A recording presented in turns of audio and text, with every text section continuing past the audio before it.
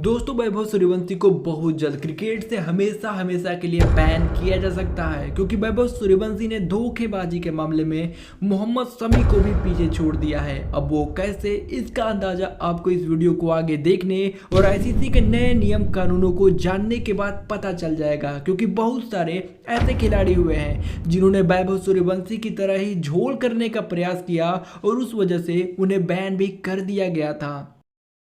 दोस्तों जब 28 अप्रैल 2025 को गुजरात टाइटंस और राजस्थान रॉयल्स के बीच एक आईपीएल मैच खेला गया, जिसमें राजस्थान के 8 विकेट के जीत से ज्यादा सुर्खियां 14 साल के वैभव सूर्यवंशी ने बटोरी, क्योंकि उन्होंने महज 35 बॉल में शतक ठोककर बहुत सारे रिकॉर्ड्स अपने नाम कर लिए। और इसी के बाद से एज फ्रॉड की आवाजें उठनी शुरू हो गई और तभी हमें वैभव सूर्यवंशी का एक ऐसा इंटरव्यू देखने को मिला जो उनकी फेक एज का पूरी तरह से पर्दाफाश करता है। सबसे पहले हम उनका 2024 का इंटरव्यू देखेंगे जिसमें उन्होंने अपनी एज को कम करके बताया है। मेरा एज एक्चुअली में वही है 27/3/2011 जो सब जैसा कि इन्होंने स्पोर्ट्स तक को बताया कि इनकी डेट ऑफ बर्थ 27 मार्च 2011 है और यही एज हमें इनकी विकिपीडिया में भी देखने को मिलती है। अब देखिए, इस डेट ऑफ बर्थ के हिसाब से इनकी करेंट एज 14 साल 1 महीना होती है, लेकिन अगर आप 2023 का इनका ये वाला इंटरव्यू देखेंगे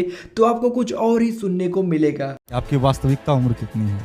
अभी मेरा सितंबर में 14 साल पूरेगा सर। ये इंटरव्यू था साल 2023 का, मतलब सितंबर 2023 में वैभव की उम्र हो गई थी 14 साल। यानी इस इंटरव्यू के हिसाब से वैभव की करंट एज बनती है 15 साल 9 महीना। इस बात की पुष्टि के लिए जब उनके पिताजी से संपर्क किया गया और उनसे पूछा गया कि क्या उन्होंने एज फ्रॉड किया है, तो उन्होंने विश्वास के साथ बताया कि इस मुद्दे पर किसी को कुछ भी फिक्र करने की जरूरत नहीं है। वैभव ने उम्र को लेकर कोई भी धोखाधड़ी नहीं की है, क्योंकि जब उसका चयन अंडर 16 की टीम में हुआ था तो उसका बोन डेंसिटी टेस्ट हुआ था जिसमें उसकी उम्र में कोई भी धांधली नहीं पाई गई थी।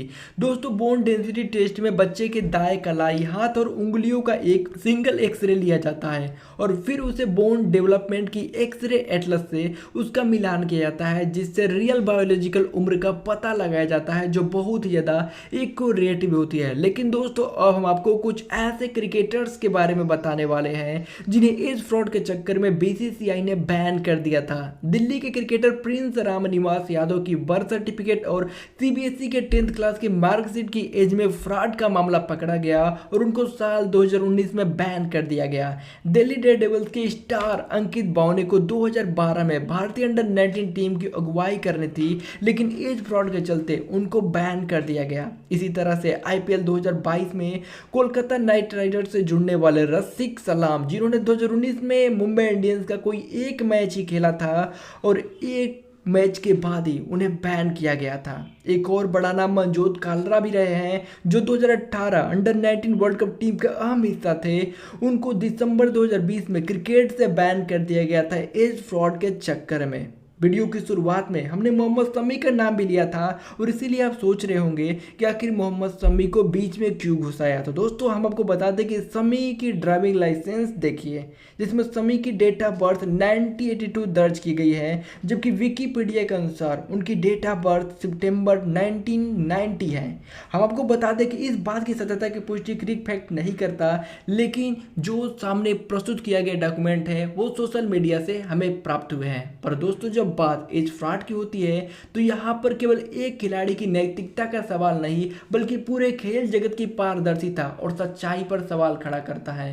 स्पोर्ट्स की जो असली खूबसूरती होती है उसकी निष्पक्षता, जहाँ हर खिलाड़ी को समान मौका मिलता है और हर सफलता कड़ी मेहनत और समर्पण का ही नतीजा होती है। लेकिन एज फ्रॉड जैसे कृत्य इस भावना को ठेस पहुंचाते हैं। सबसे बड़ा नुकसान ये है कि ईमानदार और जेन्युइन टैलेंट जो अपनी असल उम्र में मेहनत कर रहा होता है उसे वह अवसर नहीं मिल पाता जिसका वो हकदार होता है। जरा सोचिए कि एक 16 साल का खिलाड़ी जब एक 21 साल के खिलाड़ी से मुकाबला करता है जो खुद को 16 साल का बता रहा है, तो उस युवा खिलाड़ी का आत्मविश्वास और उसके मनोबल पर कितना गहरा आघात पहुंचता होगा। ये सिर्फ एक खेल का सवाल नहीं, ये सपनों के कुचलने का मामला है, जो कि बहुत ही ज़्यादा गंभीर मामला है। और इसीलिए बीसीसीआई ने नए नए टेक्निकली और डिजिटली ऐसे ऐसे उपाय किए हैं जिससे एज फ्रॉड को रोका जा सके। लेकिन इन सभी नियम कानून के बावजूद बावजूद भी हमें ऐसा लगता है कि आज भी ऐसे बहुत सारे खिलाड़ी खेलते हैं जो एज फ्रॉड का ही